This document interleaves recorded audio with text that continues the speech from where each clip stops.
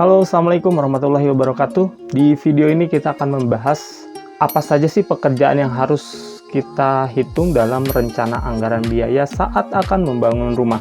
Pastikan teman-teman menonton sampai dengan selesai, karena saya juga akan menjelaskan dalam bahasa yang sederhana supaya dapat dipahami oleh semua orang.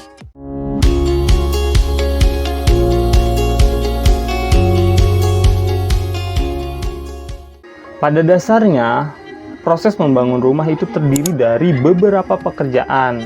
Nah, ketika menyusun RAB, supaya tidak ada pekerjaan yang terlewat, hal yang pertama harus kita lakukan adalah mengelompokkan pekerjaan-pekerjaan tersebut berdasarkan tahapannya. Yang pertama adalah pekerjaan persiapan. Pekerjaan persiapan adalah pekerjaan yang tidak terlihat atau tidak terbayang di awal, tapi biasanya itu diperlukan saat proses pekerjaan. Ini biasanya terlewat begitu aja ya. Nah, bobot pekerjaan persiapan itu sekitar 2,5% sampai dengan 5%.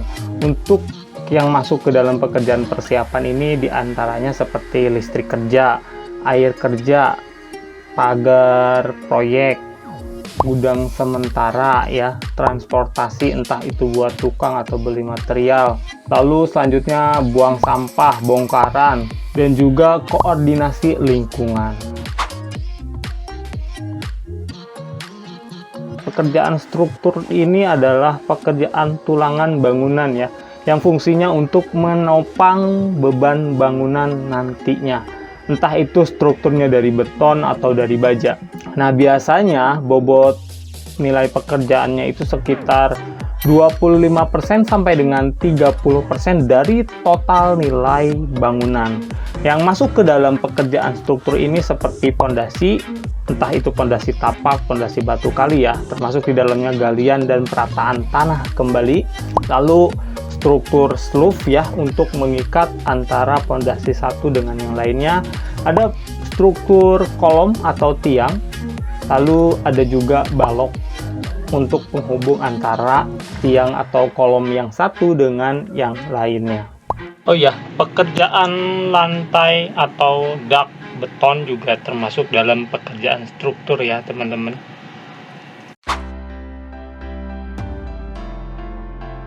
Pekerjaan arsitektur ini bobotnya itu sekitar 60% sampai dengan 70% dari total nilai bangunan. Yang masuk ke dalam pekerjaan ini cukup banyak teman-teman, termasuk di dalamnya itu pekerjaan dinding seperti pemasangan dinding batanya, pekerjaan plester dinding sama aci dinding. Lalu ada pekerjaan atap, itu termasuk rangka, lisplang, genteng, nok, kanopi, pokoknya yang berhubungan dengan atap masuk di pekerjaan arsitektur.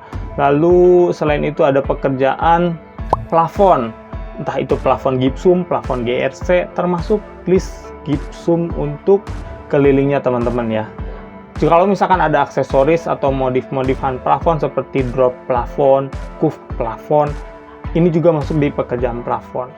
Lalu selanjutnya juga termasuk pekerjaan arsitektur yaitu finishing lantai, termasuk di dalamnya itu pekerjaan pemasangan keramik, pemasangan granit, pemasangan vinil, paving block, dan lain-lain. Pokoknya yang berhubungan dengan finishing lantai teman-teman ya, itu masuk ke situ semua.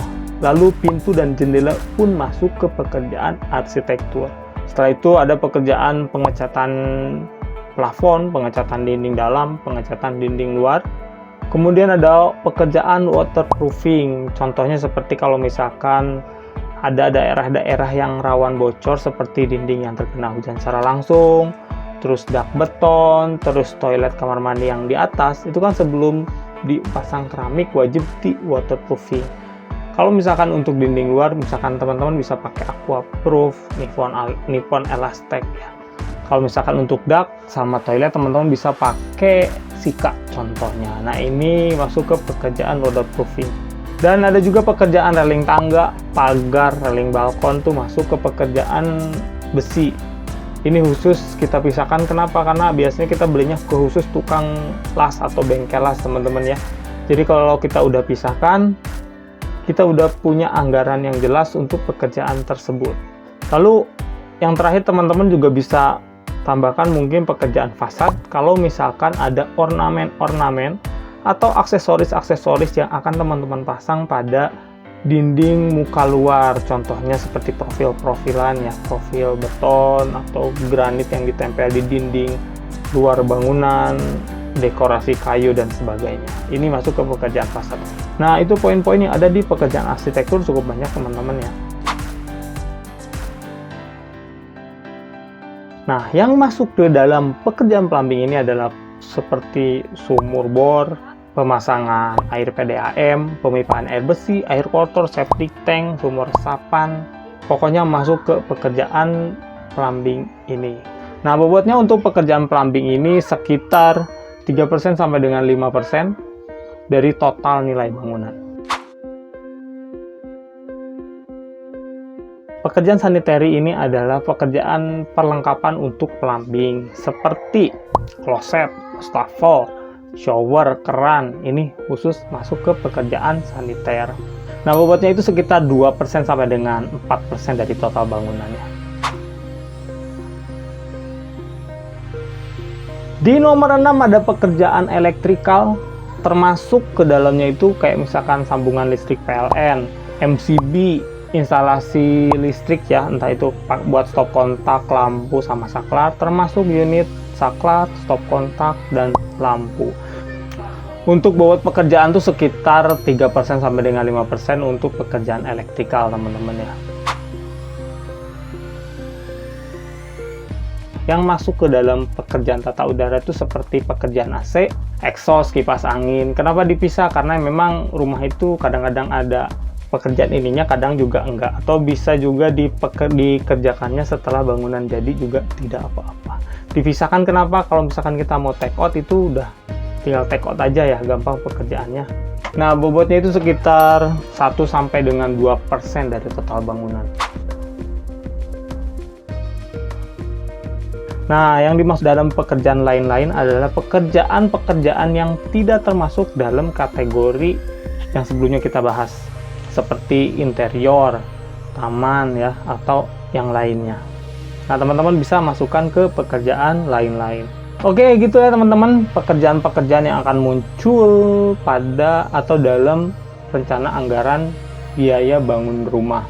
Di video berikutnya kita akan membahas berapa sih biaya material sama biaya upah yang harus kita keluarkan pada saat menyusun RAB. Karena kalau misalkan kita bahas di video ini akan sangat panjang banget videonya teman-teman ya.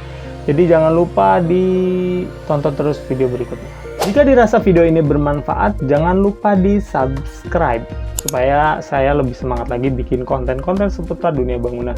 Jangan lupa tonton video-video saya seputar desain sama tips-tips dalam dunia bangunan di channel ini. Terima kasih. Wassalamualaikum warahmatullahi wabarakatuh.